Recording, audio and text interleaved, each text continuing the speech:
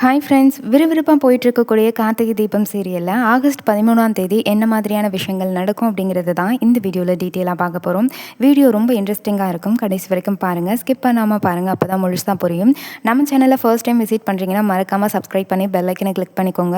இந்த வீடியோ உங்களுக்கு பிடிச்சிருந்தா லைக் பண்ணி கீழே ஹைப் பண்ணி எல்லாக்குள்ள ஸ்டார் காமிக்கும், மறக்காமல் ஹைப் பண்ணி விடுங்க. வாங்க வீடியோக்குள்ளே போகலாம். நம்ம ஹீரோ கார்த்தி பண்ண வேலையால் கனடா போயிட்டு இருந்த அந்த ஃப்ளைட்டு திரும்ப ரிட்டன் ஏர்போர்ட்டுக்கே வந்தது. ரேவதியும் ரிட்டன் வந்தாங்க. ரேவதி வந்ததுக்கப்புறம் நம்ம ஹீரோ அண்ட் ரேவதி 2 பேருமே மீட் பண்ணிக்கிட்டாங்க. அப்போ ரேவதி கிட்ட ஹீரோ நடந்த எல்லா விஷயங்களுமே சொல்கிறாரு. அதை கேட்ட ரேவதி ரொம்பவும் ஷாக் ஆகுறாங்க. அப்போ ஹீரோ ரேவதியை பார்த்து சொல்கிறாரு, நீ வீட்டில் போயிட்டு என்ன சொல்ல போகிற ரேவதி, எப்படி வந்துட்டு அத்தையை சமாளிக்க போகிற அப்படின்னு கேட்குறாரு. அதுக்கு ரேவதி சொல்கிறாங்க, மாமா நான் வீட்டுக்கு போயிட்டு அம்மா கிட்ட பேசுகிறேன், பேசினதுக்கப்புறம் நீங்கள் வாங்க, நம்ம இந்த சுச்சுவேஷனை கரெக்டாக சமாளிச்சிடலாம் மாமா அப்படின்னு சொல்கிறாங்க.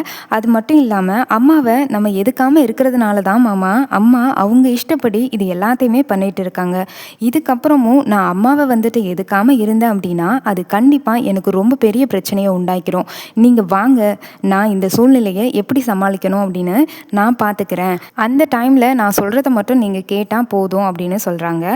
இதை கேட்டதும் ஹீரோ சொல்கிறாரு, ரேவதி என்ன செய்ய போகிற, என்கிட்ட சொல்லு அப்படின்னு கேட்குறாரு. அப்போ ரேவதி சொல்கிறாங்க, இல்லை மாமா, இப்போ நான் உங்ககிட்ட சொன்னேன் அப்படின்னா கண்டிப்பாக நீங்கள் இந்த விஷயத்தை ஏற்றுக்கவே மாட்டீங்க. ஸோ உங்ககிட்ட என்னால் இப்போ இந்த விஷயத்த சொல்ல முடியாது, நீங்கள் வாங்க அப்படின்னு சொல்லி ரேவதி சொல்கிறாங்க. அதுக்கு ஹீரோ சொல்கிறாரு, இல்லை ரேவதி, நான் இப்போ வர்றது சரியாக இருக்காது ரேவதி அப்படின்னு சொல்கிறாங்க. அதுக்கு ரேவதி சொல்கிறாங்க, இல்லை மாமா, நான் வந்துட்டு உள்ளார போகிறேன், நீங்கள் வீட்டுக்கு வாசலில் நின்றுக்கோங்க, சுச்சுவேஷன் எப்படி இருக்குது, மோசமாக இருக்குது அப்படின்னா நான் உங்களை கூப்பிட்றேன், நான் கூப்பிட்டதோட நீங்கள் வந்து நான் என்ன சொல்கிறனோ அதை மட்டும் கேட்டால் போதுமாமா அப்படின்னு சொல்கிறாங்க. அதை கேட்டதும் ஹீரோ சொல்கிறாரு, சரி ரேவதி, நீ சொல்கிற மாதிரியே செய்கிறேன் அப்படின்னு சொல்கிறாரு. அப்படி சொல்லிக்கிட்டே நம்ம ஹீரோ வந்துட்டு நேராக ரேவதியை கூட்டிகிட்டு வீட்டுக்கு வர்றாரு. இன்னொரு பக்கம் ஈஸ்வரியும் சந்திராவும் செம ஜாலியாக வீட்டுக்குள்ளே இருக்காங்க. அப்போ சந்திரா சொல்கிறாங்க, அக்கா ஒரு வழியாக அந்த டிரைவர் பயலுக்கு தெரியாமல் ரேவதியை வெளிநாடு அனுப்பியாச்சு அப்படின்னு ரொம்பவே சந்தோஷமாக சொல்கிறாங்க. அதுக்கு சாமுண்டீஸ்வரி, ஆமா சந்திரா அப்படின்னு சொல்கிறாங்க. அதுக்கு சந்திரா சொல்கிறாங்க, ஆமாக்கா, எப்படியோ அவளை அனுப்பியாச்சு, இனிமேல் அந்த டிரைவர் பையன் வந்து என்ன பிரச்சனை பண்ணாலும் அவனை வந்துட்டு சூப்பராக லெஃப்ட் ஹேண்டில் நம்ம சரி பண்ணிடலாம். இனிமேல் அவனால் ரேவதியை பார்க்கவே முடியாது. ரேவதியை வச்சு தானே இத்தனை நாள் இந்த குடும்பத்துக்குள்ளே வந்துட்டு எப்படியாவது வந்து பிரச்சனை பண்ணணும் அப்படின்னு நினச்சிக்கிட்டு இருந்தான். இந்த குடும்பத்தை சேர்க்கணும், கோவில் கும்பாபிஷேகத்தை நடத்தணும், அப்புறம் தாத்தா பாட்டியை உன் புருஷன் கூட சேர்த்து வைக்கணும் அப்படின்னு சொல்லிட்டு அவள் என்னெல்லாம் பிளான் பண்ணிட்டு இருந்தான். அந்த பிளான் எதுவுமே நடக்காதுக்கா. அது எல்லாத்துக்கும் ஒரு சாவியாக இருக்கிறது ரேவதி தான். இப்போ அந்த சாவியை நம்ம வெளிநாடு அனுப்பிட்டோம், இனிமே அவள் என்ன பண்ணுறான்னு பார்க்கலாம் அப்படின்னு சொல்லிட்டு ரொம்பவே சந்தோஷமாக பேசி சிரிச்சிட்டு இருக்காங்க. அப்போ ஈஸ்வரி சொல்கிறாங்க, ஆமச்சந்திரா அப்படின்ட்டு ரொம்ப ஹாப்பியாக பேசிகிட்டு இருக்காங்க. அந்த நேரத்தில் ரோஹிணி பார்த்து, ரோஹு போயிட்டு சூப்பரான ஒரு ஸ்வீட் ஏற்பாடு பண்ணி கொடு அப்படின்னு சொல்கிறாங்க. அதுக்கு ரோஹிணி கேட்குறாங்க, அம்மா என்னம்மா, ரேவதி கல்யாணத்துக்கு தானே போயிருக்கா, நீங்கள் என்னடான்னா என்னமோ பேசிக்கிட்டு இருக்கீங்க, எனக்கு ஒன்றுமே புரியல அப்படின்னு அது கேட்குறாங்க. அதுக்கு ஈஸ்வரி சொல்கிறாங்க, ரோஹு உனக்கு இந்த விஷயத்தை பற்றி எல்லாம் எதுவுமே தெரியாது ரோஹு, இங்கே பாரு, நீ போயிட்டு ஸ்வீட் மட்டும் செஞ்சு எடுத்துகிட்டு வா, இன்றைக்கி நான் ரொம்பவே சந்தோஷமாக இருக்கேன் அப்படின்னு சொல்கிறாங்க. அதுக்கு ரோஹு சொல்கிறாங்க, சரிம்மா அப்படின்ட்டு நேராக கிச்சனுக்கு போயிட்டு ஸ்வீட் செய்ய பொருள் எல்லாமே எடுத்துகிட்ருக்காங்க. அப்போ ராஜாவும் மயிலும் அந்த இடத்துக்கு வராங்க. வந்துட்டு ரோகுவை பார்த்து, ரோகு என்னாச்சு அப்படின்னு கேட்க, அப்போ ரோகு சொல்கிறாங்க, அம்மா வந்துட்டு ரேவதியை ஒரேடியாக கன்னடாவுக்கு அனுப்பிட்டோம் அப்படிங்கிற சந்தோஷத்தில் இருக்காங்க, எப்படியாவது அவர் ரேவதியை காப்பாற்றி கூட்டிகிட்டு வந்துடணும், என்ன நடக்குதோ தெரியல, எனக்கு ரொம்ப பயமாக இருக்குது அப்படின்னு சொல்கிறாங்க. அதுக்கு மயில் சொல்கிறாங்க, இங்கே பாரு ரோகு, நீ கவலைப்படாத, அத்தை கேட்குற மாதிரியே ஸ்வீட் செஞ்சு கொண்டு போய் கொடு, அந்த ஸ்வீட்டு கண்டிப்பாக வந்துட்டு ரேவதிக்கு தான் கொடுக்குற மாதிரி இருக்கும், எப்படியும் அத்தை ரொம்ப அதிர்ச்சி ஆவாங்க, சகல ரேவதியை கூட்டிக்கிட்டு வீட்டுக்கு வந்துக்கிட்டு தான் இருக்காரு, ஸோ நீ ரொம்ப ஜாலியாக ஸ்வீட்டு செய் அப்படின்னு சொல்கிறாரு. ரோகு சொல்கிறாங்க, அப்படியாங்க அப்படின்னு கேட்குறாங்க. அதுக்கு அவர் சொல்கிறாரு, ஆமாம் ரோகு, இப்போ தான் சகலக்கிட்ட தகவலை கேள்விப்பட்டேன், அவர் தேவதையை கூட்டிக்கிட்டு இங்கே தான் வந்துக்கிட்டு இருக்காரு, ஸோ இதுக்கப்புறம் நீ கவலைப்படணும் அப்படின்னு அவசியமே இல்லை அப்படின்னு சொல்கிறாரு. இதை கேட்டதும் ரோகு ரொம்பவே சந்தோஷப்படுறாங்க. என்னங்க எனக்கு ரொம்பவே ஹாப்பியாக இருக்குது, இது தாங்க நான் எதிர்பார்த்து காத்துக்கிட்டு இருந்தேன் அப்படின்னு சொல்கிறாங்க. அதுக்கு அவர் சொல்கிறாரு, சரி ரோகு, நீ சீக்கிரமாக ஸ்வீட்டை ரெடி பண்ணு, கொஞ்ச நேரத்தில் ரேவதி வந்துடுவா, ரேவதிக்கு இந்த ஸ்வீட்டை கொடுக்குற மாதிரி இருக்கும் அப்படிங்கிறாரு. அதுக்கு ரோகிணி சொல்கிறாங்க, சரிங்க அப்படின்னு சொல்லிட்டு ரொம்பவே ஜாலியாக ஸ்வீட் செய்கிறாங்க. ஸ்வீட் செஞ்சு நேராக எடுத்துகிட்டு வராங்க. எடுத்துகிட்டு வந்துட்டு அவங்க அம்மாட்ட கொடுத்துட்டு, அம்மா ஸ்வீட் எடுத்துக்கோங்கம்மா அப்படிங்கிறாங்க. அப்போ ஈஸ்வரி கேட்குறாங்க, என்ன ரோகு நீ ஏன் ஸ்வீட் எடுத்துக்க அப்படின்னு சொல்கிறாங்க. ரோகு சொல்கிறாங்க, அம்மா எல்லாருக்குமே இந்த ஸ்வீட் வர மாதிரி ஸ்வீட் செஞ்சுருக்கேன், ஸோ நீங்கள் சாப்பிடுங்கம்மா அப்படின்னு சொல்கிறாங்க. உடனே சந்திராவும் ஈஸ்வரியும் ஸ்வீட் சாப்பிட்றாங்க. அந்த நேரத்தில் மயில் ரோகு கிட்ட, பாத்தியா அத்தைக்கு என்ன நடந்துச்சுன்னே தெரியாமல் ரேவதியை வெளிநாட்டுக்கு அனுப்பிட்டோங்கிற சந்தோஷத்தில் ஸ்வீட் சாப்பிட்டுக்கிட்டு இருக்காங்க, ஆனால் மிகப்பெரிய ஒரு ட்விஸ்ட் நடந்திருக்கு, அது என்னன்னு தெரியாமல் இருக்காங்களே அப்படின்னு சொல்கிறாரு. இதை கேட்டதும் அவங்க சொல்கிறாங்க, ஆமாம் அப்படின்ட்டு ரொம்பவும் சந்தோஷத்தோடு பேசிக்கிட்டு இருக்காங்க. அப்போ பார்த்து ரேவதி அந்த இடத்துல பெட்டி பெடுக்கையோடு வந்து நிற்கிறாங்க. ரேவதியை பார்த்துட்டு ராஜா சொல்கிறாரு, ரேவதி அப்படின்னு. ஈஸ்வரி சொல்கிறாங்க, என்னங்க திடீர்னு ரேவதின்னு சொல்கிறீங்க, ரேவதி தான் கனடா போயிட்டாலே அப்படிங்கிறாங்க. ராஜா சொல்கிறாரு, அப்படியா, அப்போ அதோ நிற்கிறது யார் அப்படின்னு கேட்குறாரு. அப்போ ஈஸ்வரி வந்துட்டு அங்கே நிற்கிற ரேவதியை பார்த்துட்டு செம ஷாக் ஆகுறாங்க. ரேவதி கிட்ட போயிட்டு, என்னடி நீ இங்கே இருக்கிற, இந்நேரம் நீ கனடாவுக்குள்ளே போயிருக்கணும், எப்படி நீ திரும்பி வந்த, என்னடி ஆச்சு, கனடா போகலையா நீ, என் ஃப்ரெண்டு உனக்காக காத்துக்கிட்டு இருப்பாளே அப்படிங்கிறாங்க. அதுக்கு ரேவதி சொல்கிறாங்க, அம்மா ஃப்ளைட்டு கேன்சல் ஆகிடுச்சுமா அப்படின்றாங்க. அதுக்கு ஈஸ்வரி சொல்கிறாங்க, ஏய் ஃப்ளைட்டு கேன்சல் ஆகிடுச்சா இல்லை நீயே கேன்சல் பண்ணிட்டு வந்தியா, இதுக்கு பின்னாடி ஏதாவது காரணம் இருக்காடி சொல்லுடி அப்படின்னு கேட்குறாங்க. ரேவதி சொல்கிறாங்க, ஏம்மா நீங்கள் ஒரு காரணத்தை வச்சு என்னை வெளிநாடு அனுப்பினீங்களே, அதே மாதிரி நான் ஒரு காரணத்தை வச்சு வெளிநாடு போகாமல் வந்துட்டேன் அப்படின்னு நீங்கள் நினைக்கிறீங்களா அப்படின்னு கேட்குறாங்க. ஈஸ்வரி ஷாக் ஆகுறாங்க.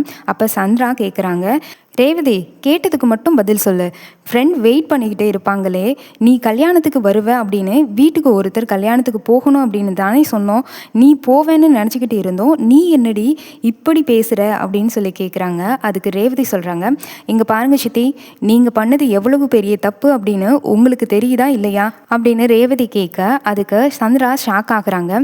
அதுக்கு ஈஸ்வரி கேட்குறாங்க, ஏய் அவள் என்னடி தப்பு பண்ணா, என்ன நீ தேவையில்லாமல் என்னென்னமோ பேசிக்கிட்டு இருக்க, என்னடி உளறிக்கிட்டு இருக்க அப்படின்னு கேட்குறாங்க. ரேவதி சொல்கிறாங்க, ஏமா உனக்கு தெரியாது நீங்கள் என்ன பண்ணீங்க அப்படின்னு, எனக்கே தெரியாமல் என்னை வெளிநாடு அனுப்பி என் பாஸ்போர்ட் எல்லாம் தூக்கி வீசின பிறகு ரிட்டன் டிக்கெட் எதுவுமே போடாமல் என்னை வந்து அங்கேயே இருக்க வைக்கிறது தானே உங்களோட பிளானு, அப்போ தான் நான் மாமாவை வந்து பார்க்க முடியாது, அதுதான் உங்களோட பிளானு, ஏமா நீங்கள் இப்படி இவ்வளோ மோசமாக நடந்துக்கிறீங்க, நீங்கள் இப்படி மோசமாக நடந்துப்பீங்க அப்படின்னு நான் கொஞ்சம் கூட எதிர்பார்க்கவே இல்லைம்மா அப்படின்னு சொல்கிறாங்க. இதை கேட்டதும் ஈஸ்வரி ஷாக் ஆகுறாங்க. என்ன ரேவதி உன் இஷ்டத்துக்கு நீ பாட்டுக்கு பேசிக்கிட்டு இருக்க அப்படின்னு ஈஸ்வரி சொல்ல, அதுக்கு ரேவதி சொல்கிறாங்க, ஆமாம்மா இது எல்லாமே உங்களோட பிளான் தான், என் மாமா கிட்ட இருந்து என்னை பிரிக்கணும் அப்படிங்கிறது தானே நீங்கள் போட்ட பிளானு, இது எல்லாமே எனக்கு தெரிஞ்சு போச்சு, எல்லா விஷயத்தையும் மாமா என்கிட்ட சொல்லிட்டாரு, நீங்கள் யார்கிட்ட இருந்து பிரிக்கணும் அப்படின்னு என்னை வெளிநாடு அனுப்பினீங்களோ இப்போ நான் அவரையே கல்யாணம் பண்ணிக்க போகிறேன், அவரை கல்யாணம் பண்ணிட்டா நீங்கள் என்ன பண்ணுவீங்க, அவர்கிட்ட இருந்து என்னை பிரிக்க முடியாதுல்ல, நான் மாமாவை வீட்டுக்கு வர சொல்லிட்டேன் அப்படின்னு சொல்கிறாங்க ரேவதி. அதை கேட்டதும் ஈஸ்வரி ஷாக் ஆகுறாங்க. ரேவதி யாரோ உங்ககிட்ட ஒரு தப்பான தகவலை சொல்லியிருக்காங்க, நான் எல்லாம் அப்படி வந்து பண்ணவே இல்லடி, தயவு செஞ்சு நீ வந்து இப்படின்னா பேசாத அப்படின்னு சொல்கிறாங்க. அதுக்கு ரேவதி சொல்கிறாங்க, இங்கே பாருமா நீ என்னெல்லாம் பிளான் பண்ண அப்படிங்கிறத எல்லாமே நான் தெரிஞ்சு தான் இங்கே வந்திருக்கேன், நீ இப்படி ஒரு பிளான் பண்ணுவ அப்படின்னு நான் கொஞ்சம் கூட எதிர்பார்க்கவே இல்லை, ஏமா அந்த அளவுக்கு மாமா மேலே உனக்கு வெறுப்பு, பெத்த பொண்ணு எங்கே போனாலும் பரவாயில்ல அப்படின்னு நினைக்கிறியே, நீ எல்லாம் ஒரு அம்மாவா அப்படின்னு சொல்லிட்டு ரேவதி பயங்கர கோவத்தோடு பேசுகிறாங்க. இதை கேட்டுட்டு ஈஸ்வரி ஷாக் ஆகுறாங்க. இங்கே பாருடி நான் ஒன்றும் அப்படி நடந்துக்கலை அப்படின்னு சொல்கிறாங்க. அதுக்கு ரேவதி சொல்கிறாங்க, இங்கே பாரு மாமா கிட்ட இருந்து பிரிக்கணும் அப்படிங்கிறதுக்காக தானே நீ இப்படி ஒரு வேலையை பண்ண, நீ எப்போ அப்படி நினச்சியோ நான் வந்துட்டு இனிமேல் உன் பேச்சை கேட்கக்கூடாது அப்படிங்கிறதுல முடிவு பண்ணிட்டேன், மாமா வீட்டுக்குள்ளே வாங்க அப்படின்னு சொல்கிறாங்க. அப்போ ஹீரோ அந்த இடத்துக்கு வராரு. வந்ததும் ஈஸ்வரி நேராக ஹீரோவை பார்த்து, டேய் டிரைவர் பயலே, அன்னைக்கு நீ என்கிட்ட என்ன வாக்கு கொடுத்த? ரேவதியை வந்து பார்க்க மாட்டேன், இனிமேல் ரேவதிக்கும் எனக்கு எந்த சம்மந்தமும் இல்லை அப்படின்னு சொல்லிட்டு தானே என்கிட்ட வாக்கு கொடுத்து மாமாவை வந்து கோவில் கும்பாபிஷேகத்துக்கு அனுப்பினேன். ரேவதி கிட்ட பேச மாட்டேன் அப்படின்னு சொல்லிட்டு என்கிட்ட வாக்கு கொடுத்துட்டு அப்படிப்பட்ட வாக்கே கொடுக்காத மாதிரி இப்போ நீ ரேவதி கூட பேசிக்கிட்டு இருக்கியே, எனக்கு நீ மிகப்பெரிய ஒரு துரோகத்தை பண்ணிட்ட அப்படின்னு சொல்கிறாங்க.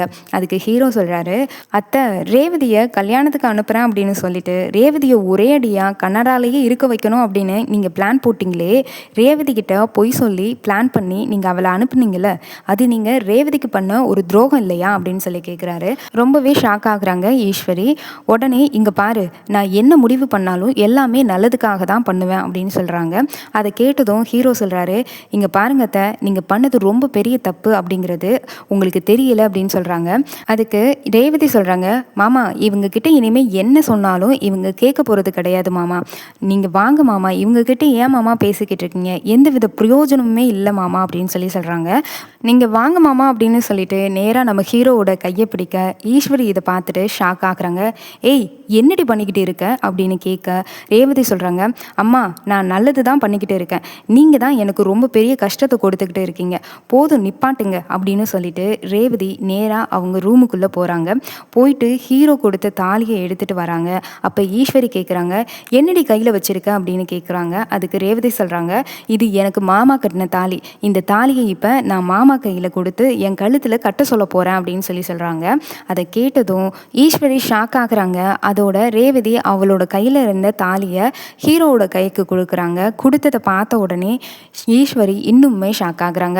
ரேவதி நீ தப்புக்கு மேலே தப்பு பண்ணிக்கிட்டு இருக்க, இந்த டிரைவர் பையில நீ நம்பாத, அவன் கூட ஒன்று சேர்ந்து நீ வாழ்ந்த அப்படின்னா சந்தோஷமாகவே வாழ முடியாது அப்படின்னு சொல்கிறாங்க. அதுக்கு ரேவதி சொல்கிறாங்க, போதும் நிப்பாட்டுமா, எனக்கு தெரியாதா மாமா எந்த அளவுக்கு இந்த குடும்பத்துக்கு நல்லது பண்ணுறாரு அப்படின்னு சொல்கிறாங்க.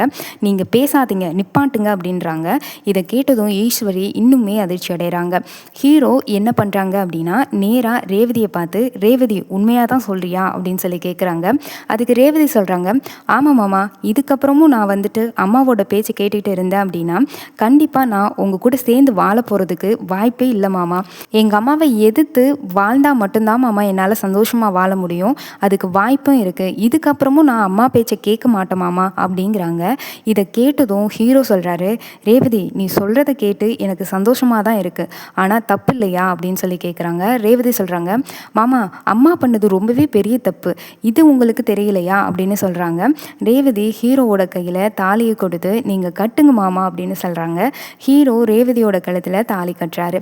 இதை பார்த்துட்டு ராஜா, ரோஹிணி இவங்க எல்லாருமே ரொம்ப சந்தோஷப்படுறாங்க.